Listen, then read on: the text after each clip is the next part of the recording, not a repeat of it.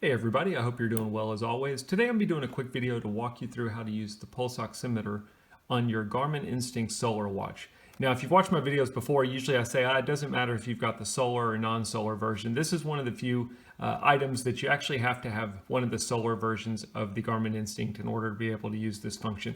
As of February 2021, it's only available on the solar models of the Garmin Instinct. I also like to start my videos by saying I'm using the watch as delivered from Garmin. I haven't made any adjustments to any of the hotkeys. So the pulse oximeter is a pretty cool feature, especially if you're somebody who is really into health or into tracking your health, or maybe you've got health issues. These items have really become popular, especially with COVID going on, because COVID attacks your respiratory system, and that's basically exactly what a pulse oximeter does. Is it measures the amount of oxygen saturation in your blood. It's basically used to check how well your heart is pumping oxygen through your blood.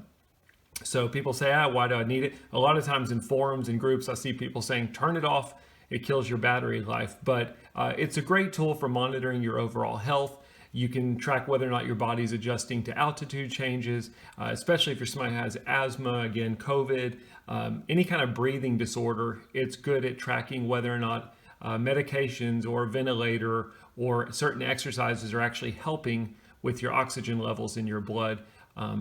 And we're going to talk about some of that stuff. The other thing is if you're somebody who has sleep apnea issues, you can actually use this watch to track your blood oxygen saturation while you're sleeping. So that might be of benefit to you.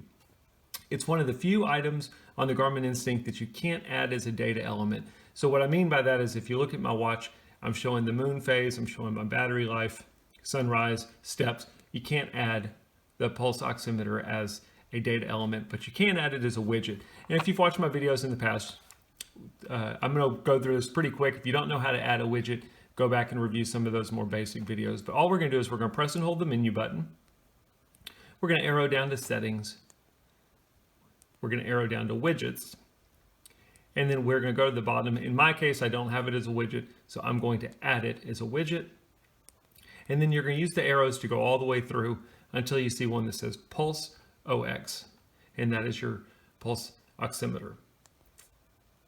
So we've successfully added it, and now we're going to go back and we're going to use it.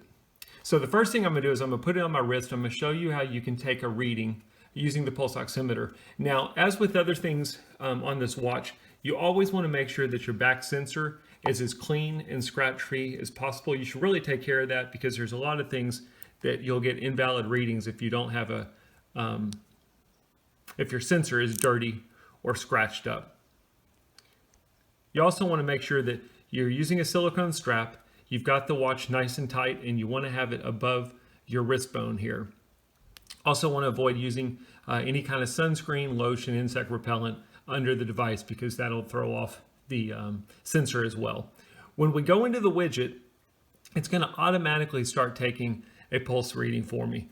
To measure my saturation. There's nothing you really have to do other than to go into the widget. And that's what we're going to do now. You have to be very still, and you want to ideally keep the watch at or above your heart level when you're taking a reading. So I'm going to go ahead and go into the widget. We're going to take a reading, and then we're going to talk about some of the options within the pulse oximeter. So you'll notice I took one 5 minutes ago at 96%, and then it'll start doing a new one right now.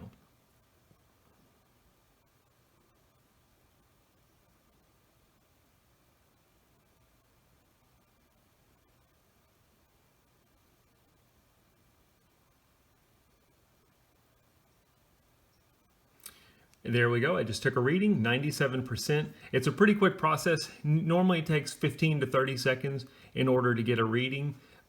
You'll know if it didn't work because instead of saying just now, it'll just show you the last time of your last successful reading. Really cool tool, very beneficial. Now, the one thing I'll say is a lot of people complain about the battery life with the pulse oximeter. The battery life to use the widget and just take a reading really doesn't do anything.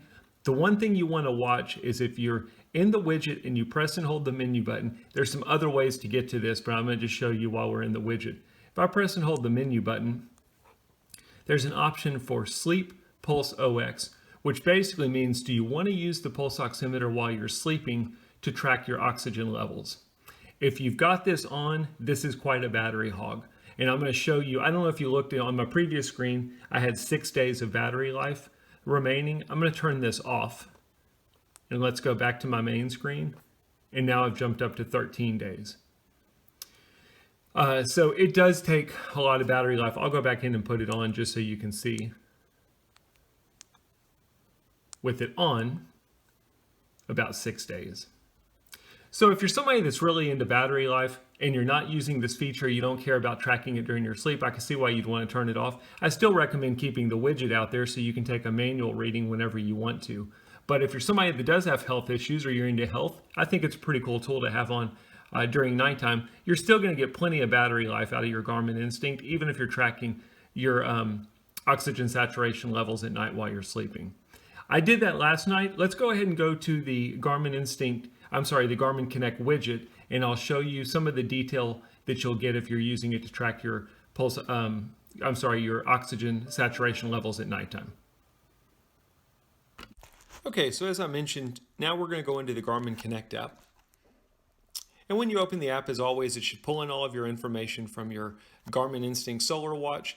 If you look under My Day, you'll notice it's got all of my information for the current day.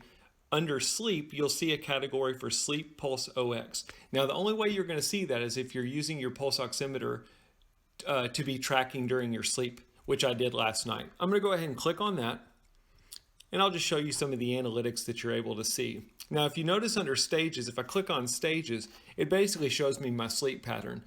You're going to see that even if you're not using the pulse oximeter at nighttime, but the Pulse OX section, you're only going to see if you've got that feature turned on. You can see that my average was 96%. My lowest SpO2 level was 86%. So SpO2 is your peripheral oxygen saturation level. That's what they track your oxygen levels with. I can go to the bottom and I can see kind of a graph during my sleeping time of when was my pulse oxygen level, when was my oxygen level high, when was it low. I can click on movement and see how that compares to when I was moving during my sleep. So some kind of beneficial analytics. If I go back to the top, I also have the option to see a 7-day view of it versus 1 day. Now in my case, I only tracked it for last night, so there's not a whole lot to see under 7-day. If you click under the help section and then click Pulse OX tracking, there's some information in here about basically what your levels mean, why it's important,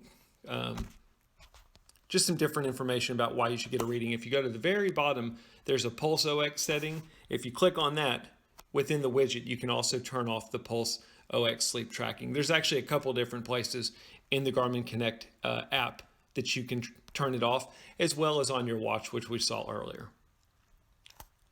So that's a quick glimpse of what the Garmin Connect app shows for Pulse OX sleep tracking. When you're done, you can go back to your day. I hope this gives you an idea of how to use the pulse oximeter. As always, if you've got questions, post them in the comments. I'd be happy to help you out, and thanks for watching.